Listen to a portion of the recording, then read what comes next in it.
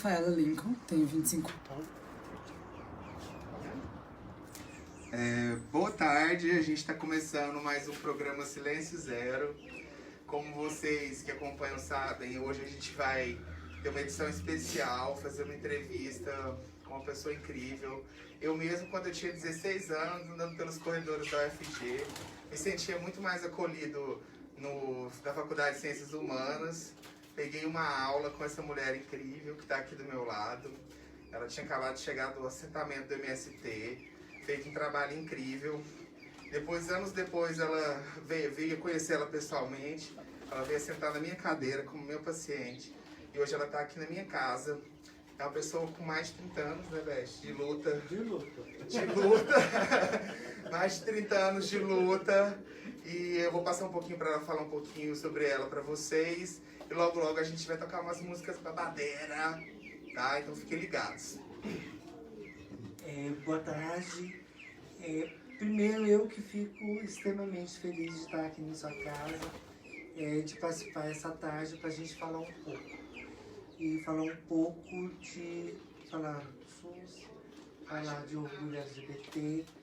Eu sou Beth Fernandes, na verdade meu nome é Roberta Fernandes, sou conhecida como Beth Fernandes, sou psicóloga, sou mestre em saúde mental, tenho pós-graduação na área de psicologia clínica e educacional. Mas eu quero falar mais também aqui dentro do contexto do ativismo político. Falar como ativista político, né?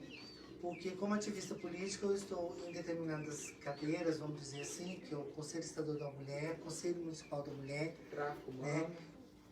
CONATRAP, o Comitê de Enfrentamento ao Tráfico de Pessoas, né? E o Conselho Nacional de Assistência Social, que eu tenho agora representando a Rede Lactrans.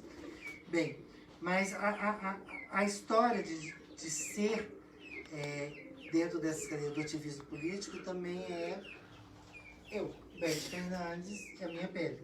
E a revista Minha Pele é ser uma mulher transcirurgiada. Você já falou, olha, 30 anos de militância, e uma mulher que fala a idade capaz de falar qualquer coisa, né? Então eu vou garantir para vocês que eu tenho mais de 50 anos. E não é simples começar uma militância. E aí a gente faz uma fusão. Em que momento você começou uma luta? Quando a gente pensa na história da ameaça, né, que você ou foge ou luta. Né? E aí eu estou falando como psicóloga desse lugar, que quando você é ameaçado por alguma coisa, você faz a sua militância no sentido de fugir de determinadas coisas ou você luta por elas. Eu poderia lembrar N coisas que aconteceram na minha infância, né, e o bullying. A gente pode falar de bullying, né? A gente pode lembrar N coisas que aconteceram na adolescência, mas eu quero lembrar em que momento eu falei, não dá para ser uma trans e não militar. Não dá para ser uma psicóloga e não falar de direitos humanos. Assim que você assumiu... Sim, aí não tinha como, porque eu venho de uma época onde as pessoas falavam assim para mim, você é gay com esse cabelão, mas gay não pode ter cabelão, tem que cortar. Eu falei, e aí veio de uma época onde as pessoas ainda não conseguiam falar sobre identidade de gênero, falar de gênero. Isso não era explícito e tinha construções teóricas, ou tinha vivência de falar sobre isso. Eu vinha de uma época onde colocava as minhas colegas trans, que muitas já morreram, sabe, dentro do estereótipo da prostituta, e eu falava, mas eu não sou puta. Eu não sou puta. Então, dentro do estereótipo da prostituta, dentro do estereótipo da doença, dentro do estereótipo da rua, né, e eu queria ser psicóloga, ter meu consultório, no dia, andar na rua no dia a dia, falar ali das situações. Então, eu não teve um momento que você falou assim, algumas pessoas fazem comparação com alguns artistas, né, e falam assim, fulano agora assumiu, ou fulano agora na universidade assumiu. Eu falei, não, eu não teve um momento X, porque era a minha vivência, né? Eu lembro na infância, por exemplo, numa criança, e aí foi perguntado, quando você crescer vai ser o quê? E eu falei, vou ser mulher, né? E isso foi um problema sério, né? Eu encontro com essas mesmas pessoas que foi um grupo, né, num setor que ainda mora, meus familiares lá. E aí eu às vezes olho para essas pessoas e falo, não falo que eu vi essa mulher, né, tá aqui. Então, assim, mas isso não tinha, assim, não teve um momento que eu falei assim, agora eu vou lutar, agora eu vou fazer. Obviamente o nome apareceu de algumas lutas, de algumas coisas. Porque quando essa Beth apareceu, como eu falei, meu nome é Roberta Fernandes, mas quando essa Beth apareceu, era um momento de pandemia complicadíssimo. Anos Aí você fala, 80. sim, aí você fala assim, mas nós estamos vivendo a pandemia de novo, sim, mas era uma pandemia chamada AIDS, com estereótipos de preconceito sobre a sexualidade das pessoas LGBT. E aí essa Beth aparece, Cazuza aparece morrendo ao vivo na televisão, sabe? Que outro dia me perguntaram qual artista que. Eu amo Cazuza, eu gosto de falar de Cazuza, eu gosto de mostrar essa história nesse sentido. O Beth Balança apareceu também nisso, quando eu via. Eu acordava de manhã e as pessoas me ligavam e falavam assim: fulano morreu. Esse cara está doente, outro está no hospital. E aí essa perda, essa cotidiana perda dessa pandemia que aconteceu na época, também trouxe essa garra. Nesse sentido de falar, olha, essas pessoas estão morrendo, tem uma negligência, tem uma pandemia, tem um vírus, e eu preciso estudar sobre isso, eu preciso falar sobre isso. E aí a saúde me pegou. Hoje nós estamos falando de SUS, né? E a saúde me pegou pelo pé e puxou, falou, vem aqui então. Porque aí você fala sobre uma questão sobre ser trans, né? Sua identidade. Que a primeira vez que eu saí no jornal, eu lembro direitinho, eu comento com algumas pessoas da época, Léo Mendes, né, por exemplo, que é um dos militantes antigos da época, e ele fica aí e fala assim, que a primeira vez que você saiu no jornal foi falando sobre isso. Falando de saúde, foi falando sobre a AIDS, falando sobre... Porque aí me pegou, aí falar sobre isso. E falar dessa história de como essas pessoas vão ser atendidas. Porque eu tive experiência de pessoas que ficarem na porta de um posto de saúde e não ser atendidas porque eram todas. E a questão da vara. E isso é muito complicado, né? Então, assim, hoje, o Fórum Intersexuais e a Astra, né, ela tem N projetos que a gente pode falar daqui a pouco, uma série deles, mas a minha militância em si, ela começa fundida nesse movimento. No movimento AIDS, no movimento das discussões do direito das pessoas e a saúde. Um momento de pandemia. Sim, porque era aquela pandemia. Né? Hoje nós estamos vivendo um outro, porque agora nós estamos de máscara. Né? A gente está com álcool toda hora passando, daqui a pouco eu estou avisada de álcool, né? Passando toda hora. Mas a gente está num momento onde a gente pode discutir a Covid-19 sem um preconceito, a não ser um misógino. Quando é da China, esse vírus é da China, aí é a misoginia. Mas antigamente era um preconceito da saúde em relação a essa população. Beth, a gente estava comentando mais cedo, conversando um pouco aqui, né? Vamos lembrar aquela história que você me falou, né? A profissão mais antiga do mundo, né? Que é conhecida a prostituição, morreu agora nessa pandemia, né? Sofreu um enforcamento que nunca existiu na história do mundo, né? A gente está realmente vivendo um momento ímpar, todo mundo tem que estar atento a isso aí, né? A pandemia trouxe várias coisas ruins, mas várias coisas boas para mim. Eu tô vendo que a Beth, né, como militante, também nasceu num momento de pandemia, coisa que eu nem imaginava, né? Então a gente tem que saber filtrar as coisas boas nesse momento. Então vamos falar de coisa boa, vamos falar da Rafa. A gente vai tocar algumas músicas de musicistas trans hoje aqui, né? E a gente vai começar com uma artista goiana, que é a Rafaela, a Rafa, amiga do coração, conhecida como a Narcotrans. E a gente vai ouvir um depoimento dela e depois a música dela. E a música tá no YouTube, o depoimento também. Bora lá? Eu sou a Rafaela Lincoln, tenho 25 anos, sou DJ, MC, compositora.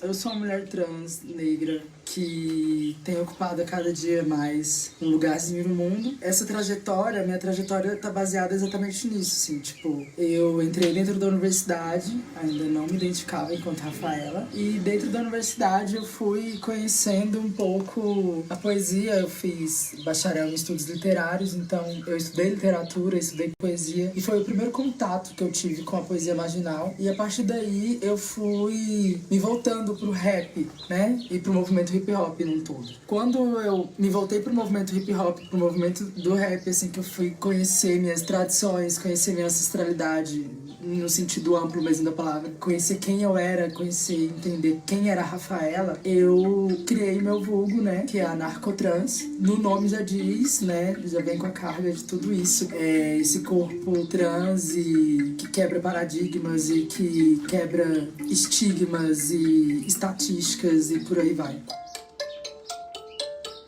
Dona da noite, do ouro e da prata, poucas ideias, meu irmão, pega a visão, anarco, trans. Chego cheia de marra, mas os boys se amarra. Vou lançando a visão, eu te deixo no chão, cala a boca e me encara. Então vai, se prepara, na sequência da trava. Tá no sangue, meu irmão, preta em ascensão, mira logo e dispara. Eu disparo na sua cabeça, não entendeu que aqui eu enegreça. Me cobrar o que deve, em Branca de Neve me paga ou desapareça. E os manos já fica bolado, pede um trago do meu baseado. Tô tentando dizer, não basta querer ser pura, que só os selecionados. Mina preta por todos os lados, dreadlock com rastro armado. Um sorriso dourado tá levando em quadros, neguinho tudo apaixonado. Na batalha, no corre, na vida, toda nega que é atrevida sabe sobreviver, tem que saber fazer sorry bitch, não sou sua amiga. Mina preta por todos os lados, mina preta quebrando os dados, mina preta acertando os alvos. Sorry bitch, ser preta é babado. Mina preta por todos os lados, mina preta quebrando os dados, mina preta acertando os alvos. Sorry bitch, ser preta é babado. Mina preta por todos os lados, mina preta quebrando os dados, mina preta acertando os alvos. Sorry bitch, ser preta é babado. Mina preta por todos os lados, mina preta quebrando os dados, mina preta acertando os alvos. Sorry bitch, ser preta é babado. É tudo nosso, se trava é babado.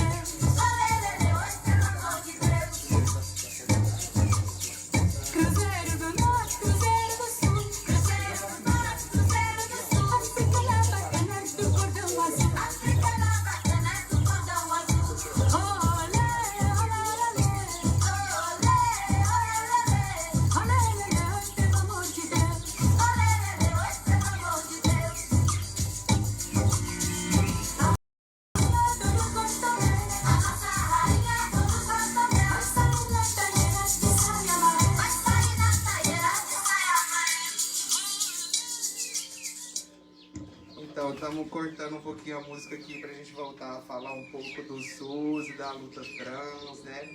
A história da saúde no Brasil, como reconhecimento da população LGBT de uma forma geral, está muito historicamente ligada a essa questão da primeira pandemia que a gente viveu aqui nesse século, né? Que foi a da AIDS, né? Então, Beth, eu sei muito bem que a sua ONG, ela foi responsável por várias licitações do teste rápido de HIV, né?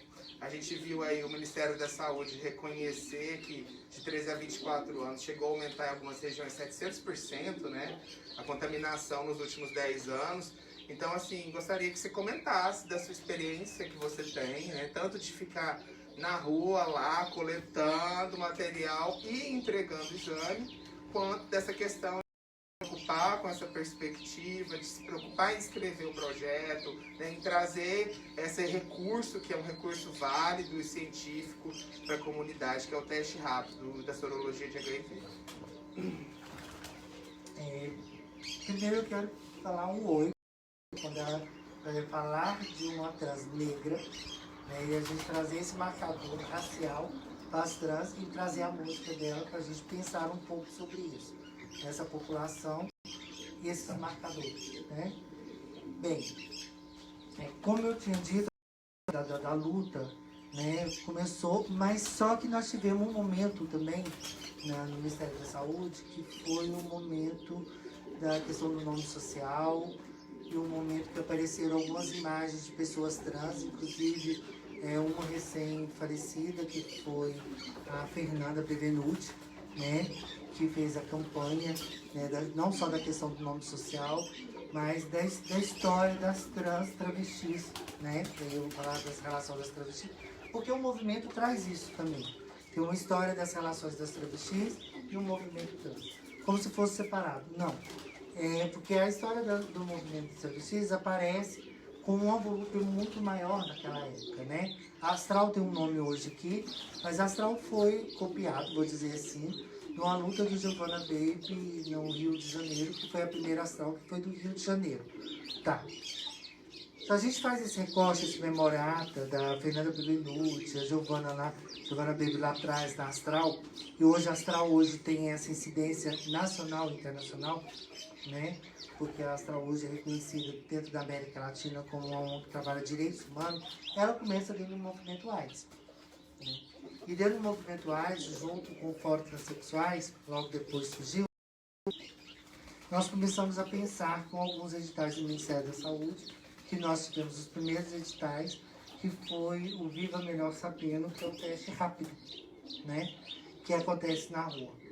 Eu, em 1º de dezembro, vou lançar meu 3º livro, que é um livro que eu vou estar falando da experiência de uma trans psicóloga que entrega o resultado, né, para as pessoas na rua, no cotidiano. Como é que é isso? Quando nós começamos em 2013 para 2014, que foi os primeiros testes, projetos pilotos, né, que nós começamos a fazer, tinha toda uma dificuldade para entender como é que a gente ia construir esse teste da entrega, né, com o outro. Como eu não vou receber esse outro para a gente estar fazendo a entrega do resultado, seja ele qual for, né? Porque se a gente falar de reagente e não reagente, qualquer um a gente tem que ter uma entrega com o outro no suporte de ajuda, de contato, né? E esses projetos apareceram no sentido e de maior eficiência para que a gente pudesse fazer com que a população entendesse que não queria saber o seu resultado, mas você precisa saber o seu resultado, para que você precisa cuidar de você, para que você precisa ter, no mínimo, um maior, porque viva melhor sabendo. Então, todo o projeto do Ministério da Saúde era exatamente isso. E as pessoas na época, quando eu fiz essa risada do Saiu com a Máscara, achavam que eu estava fazendo o teste porque queria saber o resultado das pessoas, porque Goiânia, de uma certa forma, a comunidade LGBT toda se conhece. Então, como que a gente ia fazer isso, né, na relação do respeito, do sigilo, do carinho com o outro, e fazer entender que a Cris estava lá colhendo, né, todo o material técnico, tinha uma outra fazendo a ficha, e eu como psicóloga. Então, não era entender, e aí, quando eu falo de alguns lugares, entender que ali não era a Beth ativista política. Por mais que ela aparecesse. Era a Beth psicóloga em respeito à ética médica, à ética profissional, toda a ética no sentido de cuidado com o outro, né? Então, quando a gente vem há anos discutindo sobre dados e hoje a gente depara com a situação dos nossos jovens. Né? Ontem eu tive na live no Congresso da Juventude, na PUC, e aí eu fiz esses apertões, que eu chamo de beliscão, do diálogo, que é fazer com que a juventude pense um pouco sobre isso. Que ela entenda que, mesmo na pandemia, mesmo vivendo isso, a gente tem que entender que o que está acontecendo, o que pode acontecer. Nós tivemos um aumento abrupto da nossa juventude, e não é só a juventude LGBT. As pessoas caracterizam a AIDS e estereotipam as relações que isso eu venho dessa época, né? É uma doença da peste gay dessas pessoas. Não é. Tá? Então a juventude como um todo. Né? E aí quando a gente pega esses dados hoje, que a juventude não acresce, principalmente em Goiás, a juventude hoje tem um acréscimo em relação à soropositividade, a gente tem que pensar o que precisamos de encontro na educação para que essas pessoas entendam sobre a doença. Nós temos hoje uma dificuldade enorme, principalmente com a população trans, e eu sendo trans, que é a adesão ao tratamento. É uma coisa que precisamos falar. A adesão ao tratamento. As pessoas trans, principalmente, elas não vão, a gente fala da sorologia, conversa, explica que é a medicação. Nós tivemos tempos remotos onde as pessoas falavam, não, eu não tomo medicamento que pode mudar a minha silhueta. Não, é a adesão ao tratamento. O que está por trás da adesão ao tratamento? E muitas vezes eu questionava, é o ambiente hospitalar que essa pessoa vai ser recebida, qual o medo que carrega, qual é a busca que a gente precisa fazer, e aí eu vou em ponto aos psicólogos, né? Como eu fazer uma pessoa dessa população que foi expulsa de casa, que não teve um ensino completo à educação, não teve um trabalho formal, a empregabilidade é uma questão muito séria, tome adesão desse tratamento. Desses projetos no Ministério da Saúde, hoje nós não temos mais, né? A gente tem que falar que de um tempo para cá, nós estamos vivendo com conservadorismo político, e esse conservadorismo político também apareceu em determinadas áreas e é o Ministério da Saúde. E aí o Ministério da Saúde disponibiliza esses editais mais para essa população. Por favor, gente, aprende a votar! Então a gente tem que pensar sobre isso, né? Porque hoje nós não temos esses projetos. E como faria? Por exemplo, hoje a gente, vivendo essa pandemia, seria importante ter esse projeto? Sim. O cuidado de uma sala onde a pessoa poderia ir lá, fazer toda a testagem e buscar. Você fazia na rua, com grandes recomendações. Não vão ter mais isso, sim. Mas a gente pode pensar como fazer isso hoje. A gente vai ter todo um movimento de repensar a história nossa, como que nós estamos vivendo. Né? Eu vejo naquilo com algumas coisas, só para me finalizar, do que você falou sobre a questão da prostituição. Né? Eu tenho pego amigas antigas que eu tenho o maior carinho, a gente discutindo sobre a prostituição, e a prostituição é a profissão mais antiga do mundo, a gente pensou que nunca ia acabar. Né? E aí você fala, mas ela não acabou? Sim, mas ela está tomando uma outra forma. Porque a gente precisa repensar a prostituição agora nas questões virtuais, na internet, no aplicativo, né? No contato, o pouco contato, a forma de contato. Né? Porque antes a gente tinha, na primeira pandemia, que foi jogada a nós, era a AIDS. Então a gente tinha exclusivamente o uso do preservativo, o cuidado dessa prevenção. Agora são outros cuidados que inserem no contato ao outro. E o pouco contato e a economia do pouco contato, vamos dizer assim, a economia dessas relações, afasta do afeto e afasta de todas as possibilidades das relações sociais. Estar aqui no domingo à tarde, lindo, escutando esses passarinhos cantando. Estar vendo essa imagem que eu estou vendo aqui, que vocês não estão vendo, sabe? É extremamente importante a gente pensar que a vida está aí. É só a gente dar conta dela. Com certeza, Beth. Fiquei muito feliz de receber você aqui. Só assim, fazendo um adendo dessa questão da ética que você estava falando, né? Até onde vai a ética do profissional e a ética pessoal, né? Acho que ainda muito a se discutir sobre isso, ainda mais quem trabalha na saúde, né? Mas contar aqui uma história rapidinho, né? A minha professora de pacientes com necessidades especiais, ela é também a coordenadora do curso de Direitos Humanos. E foi ela que me trouxe aí para essa luta dentro da faculdade, dentro da UFG, e aí junto com o PCD, e assim com a população de rua, e assim com o movimento trans, e é isso aí. Agora a gente vai ouvir a música da MC Trans, que está na trilha sonora da HBO, né, do seriado do Todos Nós, que é a série que trata sobre pessoas não binárias e pessoas cis, né? Então, quem não assistiu, assista, que tá maravilhosa a série. Porque eu sou descontrolada. Você não manda em mim. Eu não sou obrigada a nada. A nada, a nada. Eu não sou obrigada a nada. Aí eu desço, dou uma quicada. Aí eu subo, dou uma rebolada. Aí eu desço, dou uma quicada. Eu não sou obrigada a nada. Aí eu desço, dou uma quicada. Aí eu subo, dou uma rebolada. Aí eu desço, dou uma quicada. Eu não sou obrigada a nada. Não sou santa nem fiel. Eu gosto de cachorrada. Eu quero que se exploda. Eu não sou obrigada a nada. A nada, a nada. Eu não sou obrigada a nada. A nada, a nada.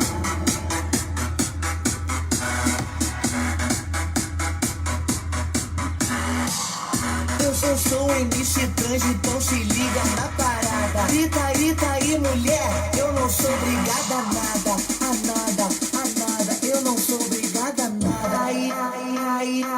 Aí eu desço, dou uma quicada. Aí eu subo, dou uma rebolada. Aí eu desço, dou uma quicada. Eu não sou obrigada a nada. Aí eu desço, dou uma quicada. Aí eu subo, dou uma rebolada. Aí eu desço, dou uma quicada. Eu não sou obrigada a nada.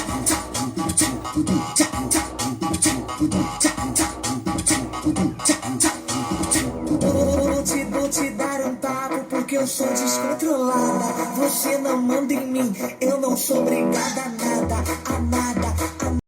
Eu não sou obrigada a nada. Aí eu desço, dou uma quicada. Aí eu subo, dou uma rebolada. Aí eu desço, dou uma quicada. Eu não sou obrigada a nada. Aí eu desço, dou uma quicada. Aí eu subo, dou uma rebolada. Aí eu desço, dou uma quicada. Eu não sou obrigada a nada. Não sou santa nem fiel. Eu gosto de cachorrada. Eu quero que se exploda. Eu não sou obrigada a nada. A nada, a nada. De carnaval, é lágrima de samba na ponta dos pés. Então avança como um vendaval, me joga na avenida que não sei qual é. Pirata e super-homem cantam um calor. Um peixe amarelo beija minha mão. As asas de um anjo soltas pelo chão. Na chuva de confetes deixo a minha dor. Na avenida deixei lá a pele preta e a minha voz.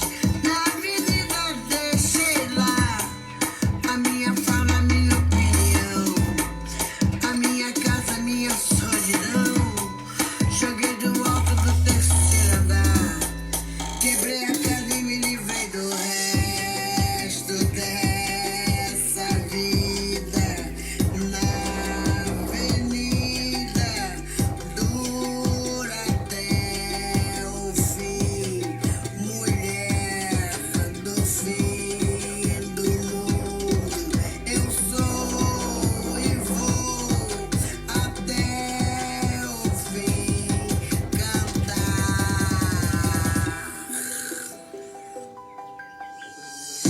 Meu choro não é nada além de carnaval. É lágrima de samba na ponta dos pés. A multidão avança como um vendaval, me joga na avenida que não sei qual é. Pirata e super-homem cantam um calor. Um peixe amarelo beija minha mão. As asas de soltas pelo chão.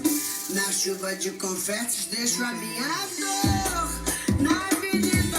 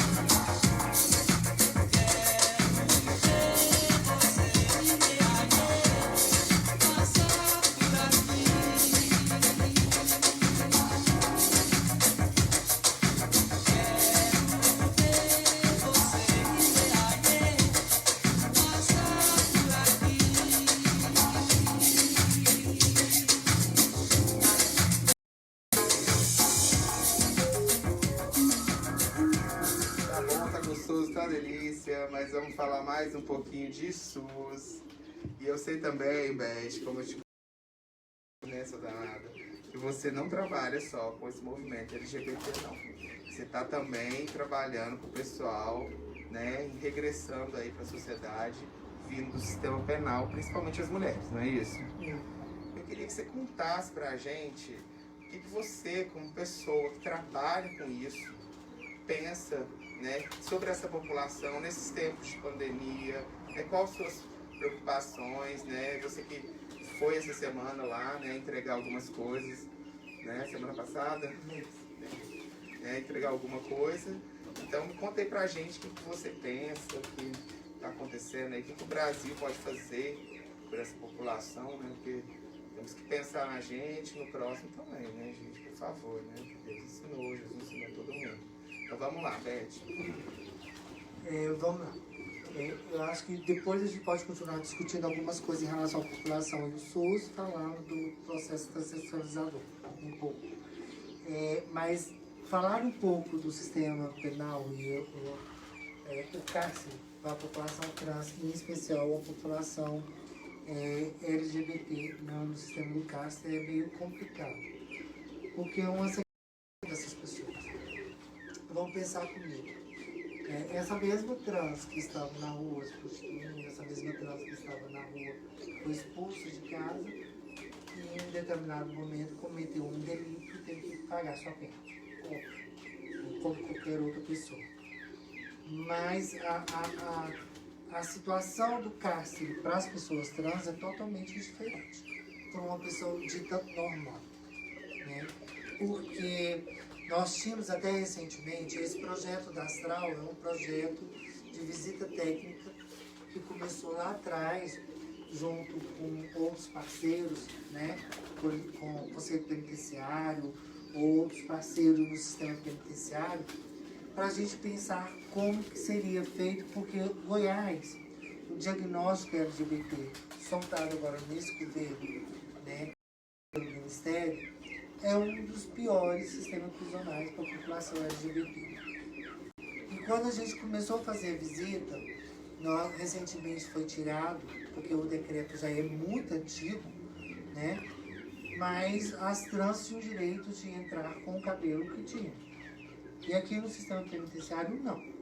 As trans, no primeiro momento, são colocadas sob a questão de higienização, vou colocar entre aspas, e raspam a cabeça das pessoas trans.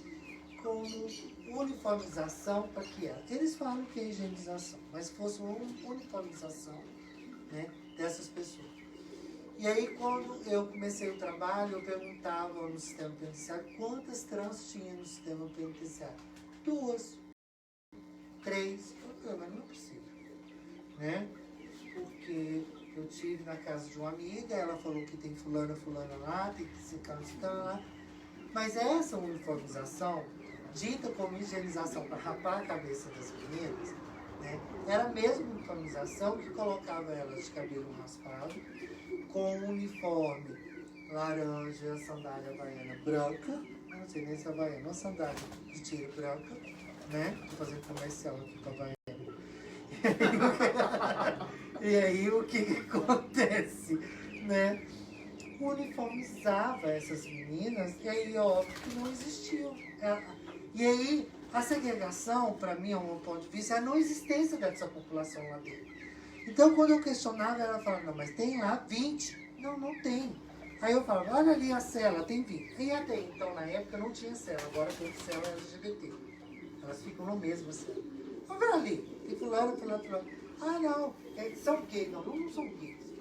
Você uniformizou o rapaz, aqui elas não tomam hormônio, não tem nenhum tipo de adereço feminino, não existe nenhum tipo de indumentária que possa transferir ela para a identidade na qual ela pertence, que é a feminilidade dela, né? Então ela é padronizada como os outros. Mas não, porque eles qualificavam as trans que tinham seios, a prótese, seja ela de silicone ou uma prótese mamária, né? Então eram 3, eram 4. Só as que tinham a prótese. As que não têm prótese não são travestis, não são trans. E aí a gente começa a trabalhar na questão da invisibilidade dessa população. E uma outra questão muito séria lá dentro, ao meu ponto de vista, é porque a nossa população é flutuante. Então elas saíram, e aí eu não quero ser misógina, eu estou citando só como exemplo, saíram lá de Aracaju, do Nordeste, seja de qual região que saiu, veio parar aqui em Goiás, e foram cometidas de algum delito, estão no sistema prisional do estado de Goiás. Né? É óbvio que essas trans não têm visitas. Porque vai ser muito raro a família dela sair lá do extremo Nordeste, seja de qual região, para vir fazer visita no estado de Goiás. Então, se não tinha visita, elas não tinham a cesta da Cobal, não tinha alimentação, não tinha nada. Né? E o mínimo, que é uma escova de dente, uma pasta de dente. Então, quando nós começamos a pensar no projeto, a gente começou a pensar no projeto na relação dos direitos humanos, na relação o cabelo, a legislação, ter defensores para atender essas pessoas, né?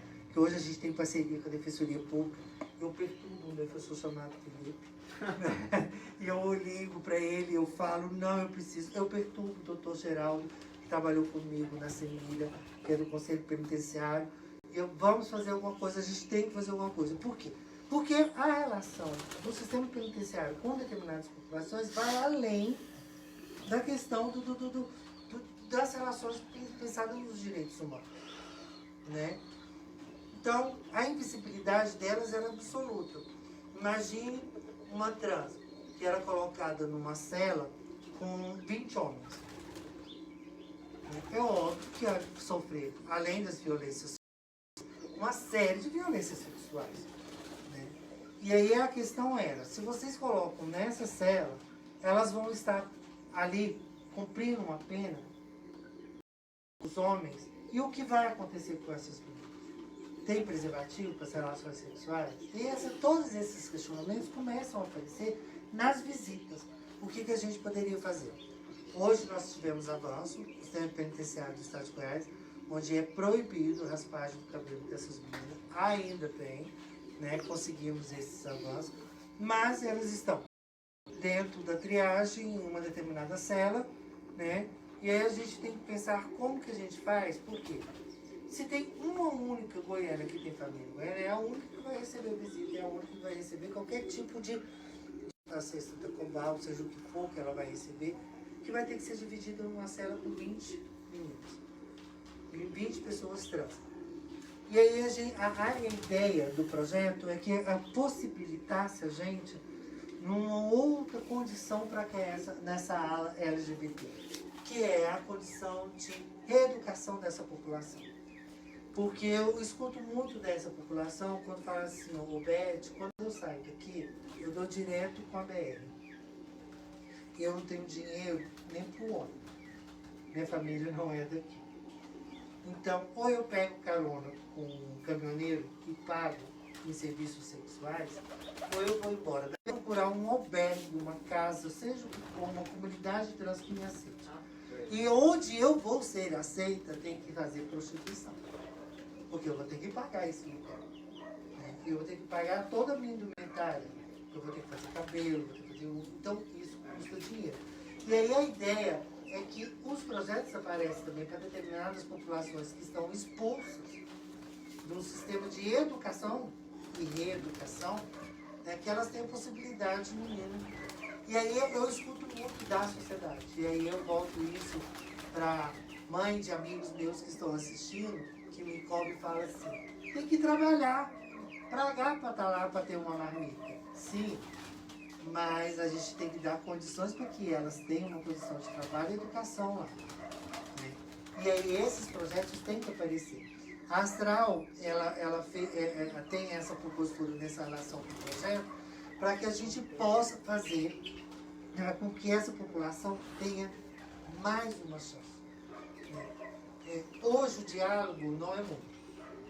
Eu posso dizer que eu tenho que pegar outros autores para estar nos ajudando em relação a isso, como o Dr. Felipe, como o Dr. Geraldo, e inclusive até o Dr. Tiago, que é do Ministério Público do Trabalho, que faz um trabalho excelente em relação à empregabilidade da população trans, cozinha em voz, cozinha em costura. Sim, que ele está lá. Então a gente fazer com que esses autores também consigam dar um outro olhar para essa população para a gente. porque elas vão precisar de empregabilidade. E de que forma que vão precisar dessa mulher? Agora imagina isso na pandemia, quando essas meninas saírem. Então, Beth, nossa, tanta informação, tanta coisa para pensar que eu mesmo vou ter que assistir de novo para conseguir, né, entender e pensar, né, sobre tanta coisa importante que você falou aí pra gente. Mas duas coisas que eu queria comentar com você, né? Uma delas é essa questão da prostituição. Tá tão atrelada no Brasil, não só a questão sexual ou de liberdade sexual, mas muitas vezes a questão social, né? E os estudos que foram feitos sobre acerca da Cracolândia demonstram, apontam, né, que aquele sintoma de dependência não está atrelado a uma questão biológica. E aquilo ali é uma questão social. A Estação da Luz, né, foi colocada ali na Champs-Élysées brasileira, né, com aquela opulência toda, e desde então surgiu um bolsão de pobreza ali na porta, né? Então, essa questão social. E essa questão que você começou na fala pautando, de que a gente tinha saído do SUS, isso é muito importante, gente. Então, toda essa parte de saúde dentro do sistema penitenciário não é gerida pela saúde. Então, dentro do setor segurança, existe, né, um apêndice que gera a saúde para o setor segurança. Né? E antigamente, o que eles faziam? Eles colocavam cadetes, né, cabos, pessoal para fazer curso superior de medicina, de odontologia, de nutrição. Hoje em dia, nem isso. Entendeu? Então, realmente, essas coisas têm que ser revistas, têm que ser repensadas. Né? E a gente vai voltar a música aqui com a Lulu Monamur, tá? É uma rapper trans, é a primeira rapper trans do Brasil, e ela é daqui de Goiânia também. Mas antes, Beth, eu gostaria de encerrar o programa com uma música especial para você, né? Então, o que é que não pode faltar, que cantora, que música, que banda, que não pode faltar no programa com a Beth? Hoje, assim, eu principalmente assisti, antes de vir pra cá, eu tava escutando uma música que várias vezes eu escuto essa, me remete ao tempo de... E aí eu vou ter que falar a minha idade, eu tenho mais de 50 anos, e ela foi a nossa cantora revolucionária da época, e eu tenho paixão por Elis Regina. Tá aqui. Ela vive, viu, gente? Elis Regina ainda vive. E eu gostaria de colocar, pra gente escutou rap, a gente poderia escutar com a Azusa o tempo todo, mas eu gostaria de ouvir Elis hoje um pouco. Obrigado pela presença. A gente vai encerrar com música, tá, gente? Porque o tempo é curto, não dá pra falar de tanta coisa importante tão rápido. Mas a gente vai ouvir a Lulu Monamur, depois a gente vai ouvir a Elis, tá bom? Eugenia, de volta, futuro em rima. Quem? Não virou ainda, né? Muitas vezes vou ter que invadir essas casas. Ensinar quem é das manas a melhor rapper. Quem viu gingado de sobra que ela já e não tem. Quem despachou essas malditas. Eu sou a Barbie do rap, não preciso desses quem. Procuro alguém melhor, mas não vejo ninguém. Quando ela faz tempestade, eu vou mais além. Faço uma que é pra rap, também pro seu bem. Seja eu dizer você futuro, agora estou bem mais sem. Irmãos, todos seus compositores, pra qual deles você deve no movimento mais de 1000 favores. Que é melhor nessa cena, cheia de amadores. Mademoiselle é a senhorita, campeã dos perdedores. Quem foi a rapper mais comentada desse ano? Quem foi a vadia tensa que passou pras manas os panos? Quem foi a despenada também que me serviu de rango? Galinha de banquete, cê trouxe junto seu frango. Quem fez essa piranha em Goiânia se queimar? Quem fez sua noiva cadáver pra tumba ela voltar? Quem lançou a maldição pra no rap ela me odiar? Quem falou que ela consegue ao vivo vir rimar? Quem te disse que ela precisava também de mais tempo? Lançou a tempestade fraca igual sopro de vento. Quem agora faz maremoto e finaliza a saga? Sou terremoto rap, aposto que ela me vê e se caga. Quem é das manas a melhor rapper? Quem tem um gingado que ela por aí não tem? Quem despachou essas malditas pro inferno? Sou a Barbie do rap, onde está meu quem? Procuro alguém melhor, mas não vejo ninguém. Quando ela faz tempestade, eu vou mais além. Faço mal, me quer pra ela e também pro seu bem. Se os seus dizer que no futuro agora estou bem mais sério. Quem você engana, sabemos que você tem um cúmplice. Ele garante seu sucesso, mas eu rejeito sua policy. Quem foi que disse que eu não chegaria também no ápice? Quem disse que eu não tomaria lambrusco naqueles cálice? Quem disse que você faz verso feito por si própria? Quando que ele escreve a versão feminina, a cópia? Quem disse que você pode, se quer também vir me derrubar? Quem disse que pode o meu lugar chegar a ocupar? Quem você acha que fez os mano arrepiar? Serão que eu era merda, mas sou de verdade a popular? Quem Quem é rapper que eles amam odiar? É aquele dia do Brasil que eles vão pra sempre se lembrar. Quem trouxe o comprovante, sessão é uma bosta. Quando você entra na cena, eu sei que eles nem gostam. Quem é mais assumido e pra eles aqui a cara mostra. Me paguem quem acha aquelas apostas. Quem é das mana, a melhor rapper tem. Quem tem um gingado de sobra que elas aí não tem. Quem despachou essas malditas pro inferno, hein? Sou a Barbie do rap, onde está meu quem? Procura alguém melhor, mas não vejo ninguém. Quando ela faz tempestade, eu vou mais além. Faço um nome que é pra ela e também pro seu bem. Se exorcizei, você com futuro, agora estou em mais 100. Agora, tempero, né? Bitch.